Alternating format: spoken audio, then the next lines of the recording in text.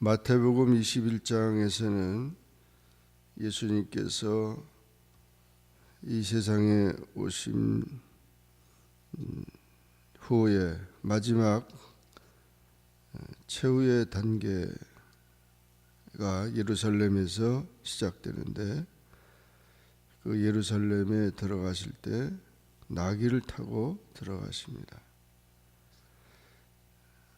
이사야 선지자나 스가랴 선지자가 예언한 대로 시온의 딸에게 이르기를 내 왕이 임하나니 그는 겸손하여 나귀 곧 몽에 매는 짐승의 새끼를 탔도다. 이 나귀를 타고 들어가시면서 예루살렘에서 마지막 이 세상에서의 일주일을 보내며 하나님의 말씀을 전하고 십자가에 죽으시고 부활하시게 됩니다. 그래서 1절부터 11절 이 나귀를 타고 들어가시는데, 예루살렘 가까이 벳박이라는 동네에서 제자들을 2명의 제자들을 보내서 맞은편 마을로 가서 매인 나귀와 나귀 새끼가 함께 있는데 그것을 풀어가지고 끌고 오라고, 만일 누가 무슨 말을 하거든 주가 쓰시겠다 그러면 즉시 보내겠다는 것입니다. 그래서 제자들이 가서 그렇게 말하니까 나귀와 나귀 새끼를 끌고 오게 됐고, 거기다 겉옷을 얹어서 예수님이 타고, 또 다른 사람들은 나뭇가지, 종려나무 가지를 흔들면서 호산나 다윗의 자손이여 하면서 예루살렘 성에 입성합니다. 6월절이 가까웠기 때문에 유대인들의 최대 축제인데, 모인 사람들이 약 250만 내지 270만 명이 되고, 양이 약 25만 마리가 준비되는 유대인의 축제입니다. 세상의 지휘관들과 세상의 왕들은 말과 병기를 가지고 승리의 상징으로 그 성에 입성하지만, 예수님은 메시아로서 선지자가 예언한 대로 나귀를 타고 들어가신 것입니다. 이 나귀는 겸손을 상징하고 평화를 상징하고 고난과 순결을 상징합니다. 호산나 다윗의 자손이여 그렇게 외쳤던 것처럼, 호산나는 군중들의 환호성입니다. 주여 우리를 구원하소서라는 뜻인데, 이렇게 많은 사람들이 메시아 만세를 외친 것입니다. 그렇게 해서 예루살렘 성에 마지막 입성을 하시고 하나님의 뜻을 이루시게 된 것입니다. 예루살렘 성에 입성해서 예수님은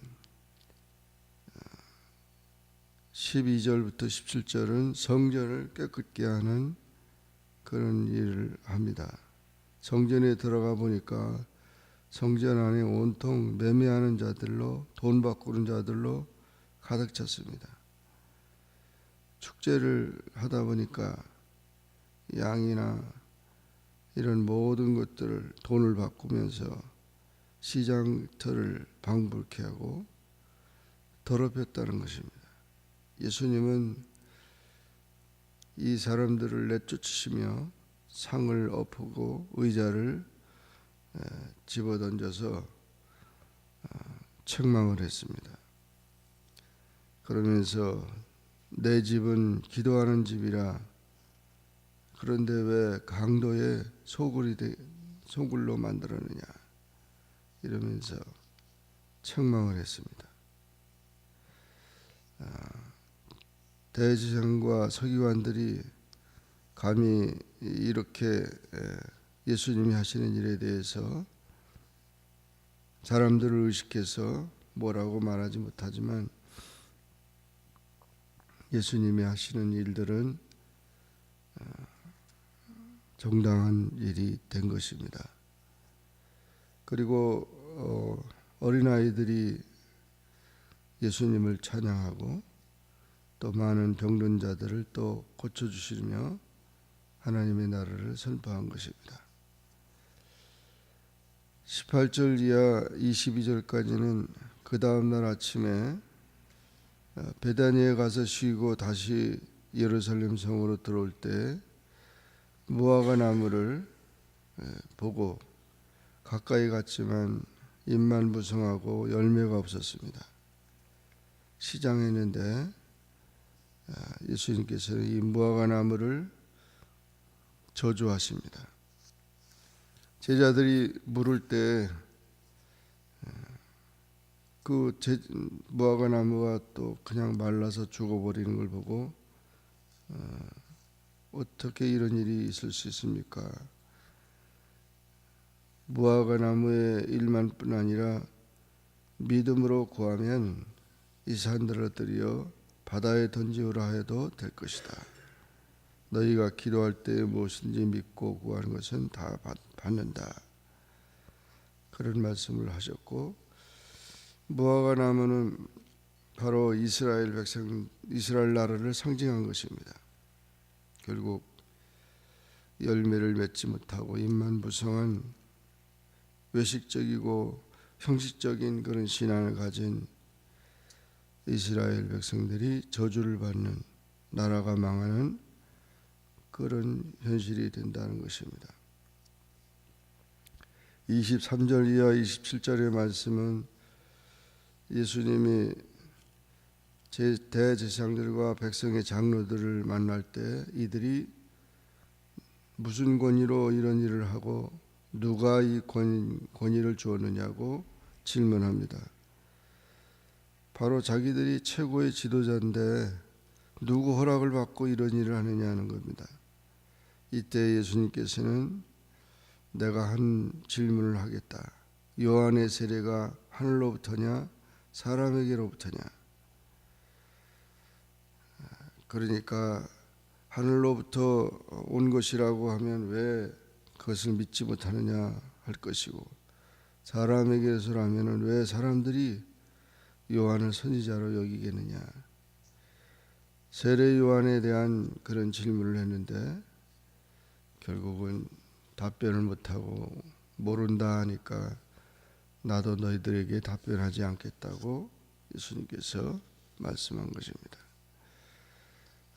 하나님께로부터 온 사실을 인정하지 못하고 자기들의 가진 권위를 가지고 그렇게 판단하려고 했던 것들이 드러나게 된 것이죠.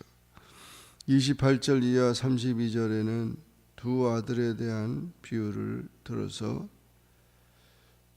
어떤 사람에게 두 아들이 있었는데 오늘 포도원에 가서 일하라 그랬더니 아버지 가겠나이다 말하고는 가지 않았다. 둘째 아들은 싫습니다. 가지 않겠습니다 라고 말했는데 다시 뉘우쳐서 포도원에 들어가서 일했다. 누가 아버지의 뜻을 행했느냐는 것입니다. 둘째 아들이 바로 그런 것이죠. 그와 마찬가지로 오히려 하나님의 선택을 받았다고 하고 하나님을 잘 믿는다고 하는 자들이 다 하나님을 버리고, 세리와 창녀들은, 그런 더럽혀졌던 자들은 뉘우치고 돌아왔는데 누가 천국에 들어가겠느냐는 것입니다.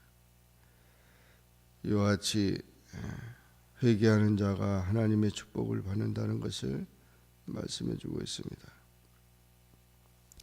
33절부터 46절의 말씀은 포도원 농부들의 비유를 들었습니다. 주인이 포도원을 만들어서 종들에게 맡기고 멀리 갔다가 돌아오는데 그 열매를 받으려고 자기 종들을 농부에게 보내냈더니 침이 때리고 죽이고 돌로 쳤다. 두 번째 또 다른 종들을 보냈더니 또 그렇게 했다. 마지막에 아들을 보냈는데 아들은 아예 죽여버리고 그랬다는 것입니다. 바로 이 선지자들을 보내고 또 마지막에 예수님이 오셨는데 예수님을 십자가에 못 박게 했던 그런 비유를 지금 말씀한 것입니다. 하나님이 심판하실 것이라는 거죠. 모퉁이 돌이 머릿돌이 되게 하셨다는 것입니다. 이렇게 분명히 예수님이 이 세상에 오신 목적을 알려주게 된 것입니다. 예수님의 예루살렘에서의 일주일간의 모든 일들, 많은 교훈과 또 분명한 메시아이심을 증거하는 그런 일들을 우리가 보면서 회개하지 않고 형식적으로 그렇게 믿는 그 잘못된 신앙들을 지적한 것을 보면서 확실하게 주님을 신뢰하고 주님을 믿음으로 하나님의 나라의 백성이 되는 우리 모두가 되기를 주의 이름으로 축원합니다. 기도하겠습니다. 사랑해 주님 감사합니다. 오늘도 주님 앞에 나 기도하게 하시고 주의 말씀을 상고하게 하시니 감사합니다. 마태복음 21장의 말씀을 통하여 예수님은 이 세상에 오신 목적을 알리고 예루살렘 성에 들어가 마지막 일주일을 보내면서 하나님의 뜻을 전파했습니다. 또 하나님을 외식적으로 형식적으로 믿는 자들을 책망했습니다. 우리가 참 믿음을 가지고 주님의 나라 백성으로 하나님의 영광을 위해 사는 우리 모두가 되게 도와주옵소서. 예수님의 이름으로 간절히 기도하옵나이다. 아멘. 하늘에 계신 우리 아버지여, 이름이 거룩히 여김을 받으시오며 나라에 임하옵시며 뜻이 하늘에서 이룬 것 같이 땅에서도 이루어지이다. 오늘날 우리에게 일용할 양식을 주옵시고 우리가 우리에게 죄진 자를 사하여 준 것 같이 우리 죄를 사하여 주옵시고 우리를 시험에 들게 하지 마옵시고 다만 악에서 구하옵소서. 대개 나라와 권세와 영광이 아버지께 영원히 있사옵나이다. 아멘.